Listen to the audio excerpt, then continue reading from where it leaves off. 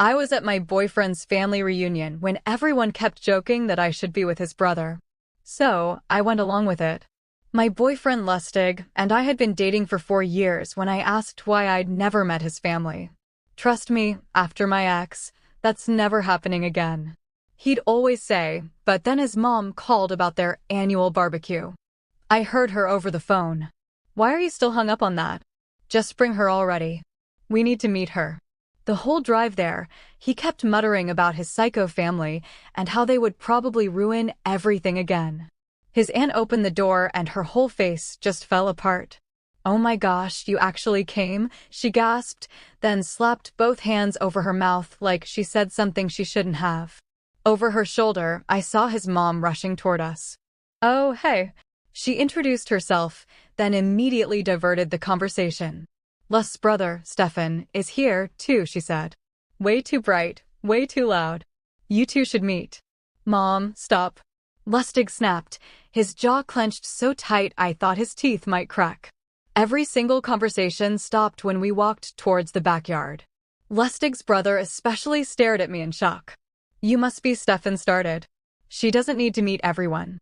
Lustig interrupted him, his voice sharp enough to cut glass, but his mom literally pushed Lustig aside. "Come sit, sweetheart, right here next to Stefan. You two have so much in common." Lustig's hand on my thigh kept getting tighter with every word they said about Stefan. "I need a beer," Lustig announced. But when he tried to pull me up with him, Stefan stood too. "Why don't you help me get the beers?" Stefan asked me, but it wasn't really a question. Then he turned to Lustig. "Mom needs help with something. Stay here. She doesn't need to help with tea." Lustig snarled, but his dad suddenly appeared. "Lustig, come look at my new car." His dad's voice had this edge that made it clear this wasn't optional. In the kitchen, Stefan handed me a knife and cutting board, but didn't give me anything to cut. He just stood there, looking at me like I was a math problem he couldn't solve. "Your family's intense," I said, trying to break the weird tension. "I'm sorry about them," he said quietly. "They mean well. They want." He stopped, shaking his head. Before he could finish, Lustig stormed in. "We're leaving. We just got here now." But his mom blocked the doorway. "You're not going anywhere." Not until she looked at me, then at Stefan, and something passed between them that I didn't understand. Not until after dinner. The rest of the afternoon was like watching a car crash in slow motion. His sister got drunk and at one point grabbed my face and said, "Just kiss Stefan already." We're all thinking it. Finally, Lustig took my wrist and dragged me toward a corner of the yard. "We're leaving now. My family's trying to." That's when Stefan exploded. "Enough." The entire yard went silent. "She deserves to know that she could do better." His mom started. "No." Stefan cut her off. "She deserves to know the truth right now." His mom went white. "Stefan, you just found out today. You don't understand." "I understand enough." He turned to his sister. "Get my laptop." "Stefan, please." His mom begged. We were trying to handle this delicately by trying to get her to leave him for me instead of just telling her what Lustig did. He stopped, running his hands through his hair. "Get the laptop." Lustig tried to grab me again, but his own father held him back. "You did this to yourself," his dad said quietly. When the laptop appeared, Stefan's hands were shaking so bad he could barely type. My brain couldn't process what I was seeing at first. He scrolled through dozens of clips of me in my bedroom, in my shower, during intimate moments with Lustig that I thought were private. All uploaded onto Pornhub, all paired with the most disgusting titles I'd ever seen. "Pathetic girlfriend doesn't know she's worthless. Stupid thinks she matters." My knees gave out, but Stefan caught me, held me up while I stared at years of violation, organized by the likes and comments.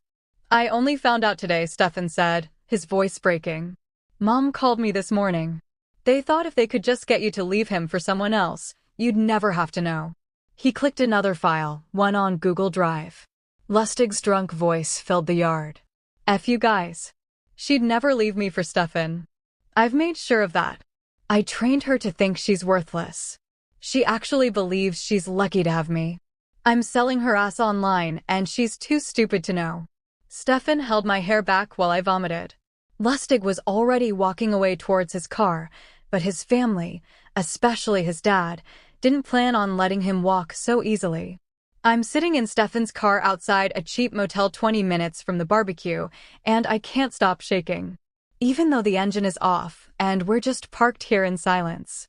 Stefan hasn't tried to touch me or talk to me. He's just waiting. And somehow that makes it easier to finally open the door and walk toward the front desk on legs that don't feel like mine. The clerk barely looks up when I ask for a room, just slides a key across the counter and points toward the stairs. Stefan carries my overnight bag that someone must have grabbed from Lustig's car, and I follow him up the concrete steps because I don't know what else to do. The motel room is basic but clean. And the moment Stefan sets my overnight bag inside and says he'll be right outside if I need anything, I lock the door and immediately fall apart. The panic attack hits so hard, I end up on the bathroom floor, hyperventilating into a towel so Stefan won't hear me through the walls. My chest feels like someone's sitting on it, and I can't get enough air. And all I can see when I close my eyes are those video titles with my face next to them. When I can finally breathe again, half an hour later, I realize I need help beyond anything Stefan or anyone at that barbecue can offer. I call a crisis hotline because I don't know what else to do. The counselor on the other end calmly walks me through breathing exercises, then explains that what Lustig did is a crime. She tells me to keep every piece of evidence, not to delete anything, and to consider filing a police report when I'm ready. She also suggests getting a medical exam and finding a trauma-focused therapist. Suddenly, I have a list of concrete steps instead of just drowning in shock. Stefan knocks softly on the door and asks if I need food or water. When I open it, he's holding coffee and granola bars from the vending machine. I tell him what the hotline counselor said about preserving evidence and going to the police, and he immediately offers to help document everything before Lustig can erase it. We sit on opposite ends of the motel bed with his laptop between us, starting the awful process of screenshotting every single video title and view count while Stefan creates an encrypted backup drive. It takes 3 hours. By the end, I've thrown up twice, and Stefan looks almost as wrecked as I feel. The titles are worse than I remembered. Worthless girlfriend doesn't know she's being used. Stupid thinks I love her. Pathetic gets what she deserves. There are dozens more, organized by upload date, going back nearly 3 years. Stefan saves everything with timestamps and metadata, his jaw so tight I can hear his teeth grind. He doesn't say a word about what we're seeing. Around midnight, I almost text Lustig to scream at him, demand answers, ask how he could do this to someone he claimed to love. I type out a dozen furious messages, but delete them all after Stefan reminds me that anything I send could compromise the investigation. Instead, I write everything I want to say in my phone's notes app, just to get it out of my head. Even if Lustig never reads it. 1 a.m., Marina calls Stefan's phone. When he puts it on speaker, I hear her begging him to bring me home so we can work this out as a family. She keeps saying we don't need to involve anyone else, that Lustig just made a mistake, that we can fix this. Stefan tells her we're not coming back and hangs up, but I make him save the voicemail. The way she tries to cover it up feels like evidence. 2.20 minutes later, Reese calls. His voice is quiet, heavy with shame. He apologizes for not telling me sooner, says he only found out that morning when Marina called in a panic, and offers to give a statement to the police about what Lustig admitted to the family. I'm not sure I believe his timeline, but it still feels like something important, so Stefan saves that voicemail. 2. I finally fall asleep around 3 a.m., fully dressed on top of the bedspread. When I wake 6 hours later, there are 17 missed calls from Lustig's number. Stefan is asleep in his car in the parking lot. He didn't want to leave me alone, but didn't want to make me uncomfortable either. When I knock on his window, he wakes instantly and asks if I'm ready to go to the police. And I realize that I am. The police station is busier than I expected for a Saturday morning. The officer at the front desk looks tired and skeptical when I say I need to report a crime. But when I explain how Lustig recorded me without consent, uploaded intimate videos, and what we found, her expression changes. She calls for a detective immediately. I sit in a plastic chair in the waiting area while Stefan holds the external hard drive with all the evidence. I try not to think about how many strangers have seen those videos. Detective Reed Hensley appears, a man in his 40s with graying hair and tired eyes. His calm voice makes me think he might actually listen. He leads us down a hallway that smells like coffee and disinfectant, past offices where officers type reports, into a small interview room with a metal table and 3 plastic chairs. He gestures for us to sit and opens his notepad. Once I start talking, I can't stop. I tell him about the barbecue, about Stefan's laptop, the videos with their horrible titles, Lustig's recorded confession, how he bragged about training me to think I was worthless. I describe the 4 years of manipulation, the isolation, the lies. Reed listens without interrupting, nodding just enough to show he's following. He doesn't look disgusted or pitying, just focused. When I finish, my throat hurts and my hands are shaking. He sets down his pen and says quietly that Lustig likely broke multiple laws, recording without consent, invasion of privacy, possibly distribution of intimate material. He says they'll review everything to confirm the exact charges. Then he writes a case number on a small card and slides it across the table. This is your official reference for the investigation, he says. Reed explains the next steps clearly. They'll have to verify the content, trace the uploads, and likely get warrants for Lustig's devices and apartment. It could take weeks or even months, and prosecution depends on what they find, but at least now there's an official record, and someone in authority is taking this seriously. He asks Stefan for the external hard drive. Stefan slides it across the table like it's contaminated. Reed bags it carefully, labels it, and notes my phone, laptop, Lustig's cloud storage, and the voicemails from Marina and Reese. He tells me not to delete anything, even if it makes me sick to look at it, and to avoid all contact with Lustig or his family. Then he asks if I feel safe. When I explain about the motel, his expression hardens. He suggests a safer place since protective orders take time, and gives me contacts for victim advocates and emergency housing. Stefan offers his apartment, but I decline. It's too complicated, even though I trust him most right now. Reed hands me a pamphlet about protective orders, shakes our hands, and says he'll be in touch soon. Walking out into the bright afternoon feels unreal, like I've been inside for days. On the drive back to the motel, Stefan and I barely speak. I stare out at people shopping, walking dogs, laughing, and I can't connect their world to mine anymore. Back in the room, I scroll through my contacts until I find Blake, my best friend since college, the one who stayed in touch even when Lustig tried to isolate me. When she answers, I start crying before I can say hello. Between sobs, I tell her everything, the videos, the police, all of it. She just listens, then says I'm staying with her, no arguments. She promises to take time off work and help me figure things out. The relief makes me cry harder. Stefan drives me to her apartment, carries my bag upstairs, and Blake pulls me into a hug that makes me feel safe for the first time in days. Before he leaves, Stefan gives me the evidence drive wrapped in plastic and says he's made 3 secure backups. He apologizes for not knowing sooner, and I can see how much guilt he's carrying. Inside, Blake has already set up the couch with blankets and pillows, moving quietly around the kitchen, making tea and ordering Chinese food. We eat while watching a cooking show, pretending for a few hours that everything is normal. But later, lying on her couch in borrowed pajamas, I can't escape the images. The video titles replay in my mind. Pathetic girlfriend doesn't know she's worthless. Stupid thinks I love her. I imagine all the strangers who watched me, who laughed, who saw what I thought was private. I imagine them at their computers or on their phones, getting off on my humiliation, and my stomach turns. Blake must hear me crying because she comes out around 2 a.m., sits on the floor beside the couch, and stays there silently until I fall asleep. Monday morning, she's already dressed for work, but leaves coffee and a note saying to call if I need anything. I find the pamphlet Reed gave me and call the victim advocate number with shaking hands. The woman on the line is calm and kind.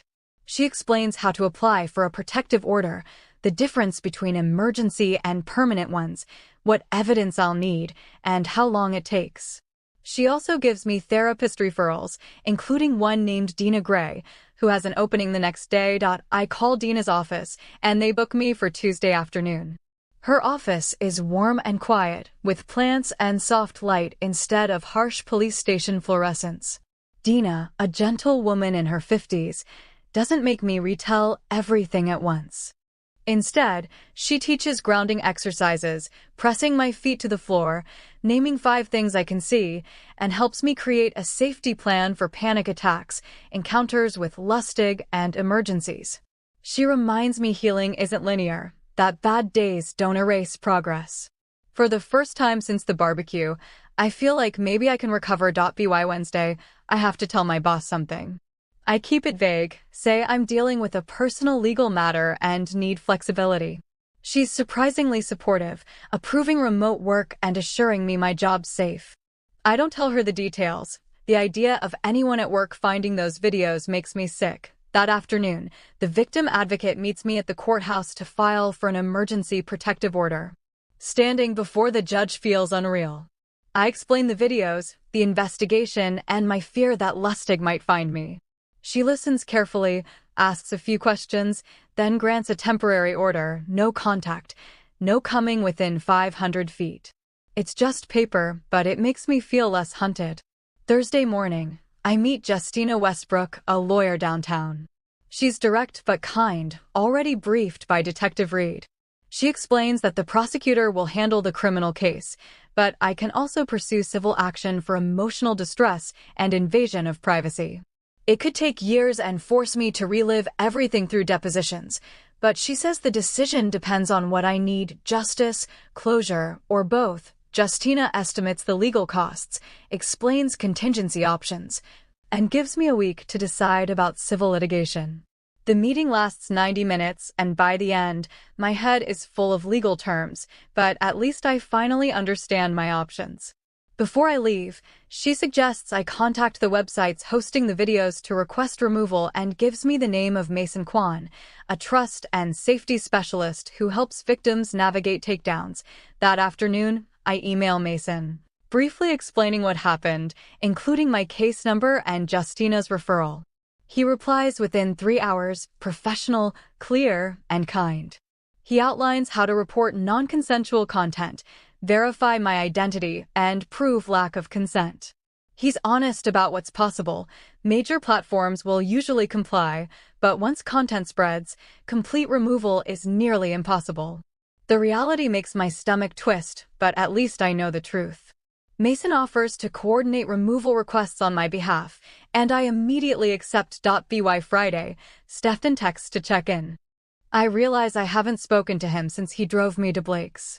We meet for coffee Saturday afternoon, far from anywhere Lustig might be. Stefan looks exhausted but calm. Before I can say anything, he clarifies that he's here to help, not to replace his brother or start anything romantic, and if his support ever feels uncomfortable, I should say so. The honesty eases something inside me, and I thank him for saying it out loud. We talk for an hour about normal things: work, books, and for once, it feels like breathing again. Sunday afternoon, an unknown number calls. It's Marina, talking fast, defending Lustig, blaming his ex, saying I'm overreacting. Blake, sitting across from me, starts recording on her phone. I let Marina talk herself out, then thank her in a flat tone and hang up. We save the recording with a timestamp and send the details to Detective Reed, who replies within minutes, telling me to log every contact. The next morning, a knock on Blake's door makes me freeze until she checks the peephole. It's Reese. I let him in because Blake's there and Reed knows about the visit. Reese sets an old laptop on the table, Lustig's from college. He thinks it might contain early evidence of this behavior. His hands shake as he explains, his guilt clear and real. He says he's told Lustig to get help and take responsibility, or lose his family for good. Reese brings me Lustig's old laptop, saying it might contain more evidence. I'm not sure when he learned the truth, but he's clearly remorseful. After he leaves, I start sorting through Lustig's old gifts, deciding what to keep or throw away. When I open a wooden box he gave me months ago, I find a hidden camera still recording beneath the velvet lining, angled toward where my bed used to be. My hands shake as I bag it for evidence and call Reed, who arrives within 30 minutes to collect the box and Reese's laptop. He says the camera strengthens the case and will help justify a broader search warrant for Lustig's devices. A few days later, Jeremy calls sober and apologetic for her behavior at the barbecue, admitting Marina had pressured the family to manipulate me towards Stefan. She offers to give Reed a statement, and though I don't forgive her, I appreciate her honesty. Work becomes difficult. I keep missing deadlines, so I confide in my boss. She immediately arranges HR accommodations, allowing flexible hours while I handle legal and therapy appointments. The relief makes me cry. Reed later tells me Lustig was served with a protective order, but violated it within an hour, calling me 12 times. I save everything for evidence. A week later, the search warrant is executed. They seize his laptop, phone, hard drives, and 2 more hidden cameras in his bedroom. Lustig is detained but released on bail the same day. Reed assures me they're watching him closely and that the protective order still stands. Even after Lustig's release, I can't stop thinking about him being out there, angry and knowing where I work. I barely sleep that night, checking the locks repeatedly until exhaustion takes over. 3 days later, Reed calls me to the station with the forensics report. Seeing the spreadsheet makes my stomach drop. Hundreds of videos and recordings dating back 5 years, many from times and places I never knew I was being filmed. My entire relationship feels like an invasion. Reed gives me time to process, and later in therapy, Dina helps me understand that the violation isn't just about the uploads, it's years of stolen privacy and control. The next day, Reed says Stefan's witness interview went well. He provided the audio confession from the barbecue and testified honestly about the family's cover-up. Even Reed says his cooperation strengthens the case. Marina's interview, however, fell apart. Her story kept changing, revealing how much she'd known and tried to hide.